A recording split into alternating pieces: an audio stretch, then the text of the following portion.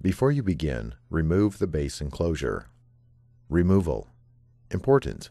Make careful note of the routing of the touchscreen and display panel cables for later replacement.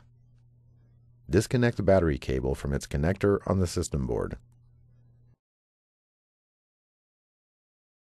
Using minimal force, lift the locking bar up on the touchscreen cable ZIF connector and disconnect the touchscreen cable from the system board.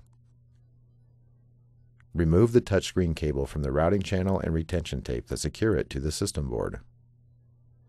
Peel back the retention tape and disconnect the display panel cable from its connector on the system board. Remove the display panel cable from the routing channel and retention tape that secure it to the system board.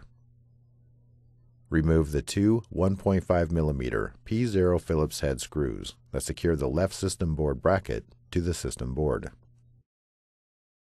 Important. Depending on the configuration of the notebook, you may need to remove an additional 5.5 mm P1 Phillips head screw. Lift the left system board bracket off of the alignment pins and remove.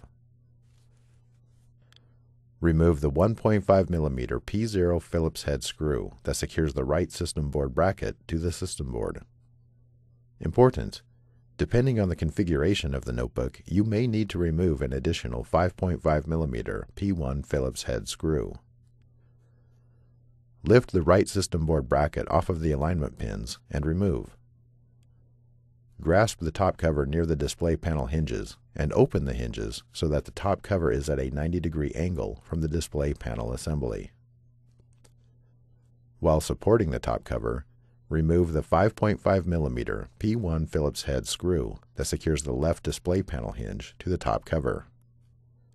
Remove the 5.5 mm P1 Phillips head screw that secures the right display panel hinge to the top cover. Carefully remove the alignment pins on the top cover from the display panel hinges and remove.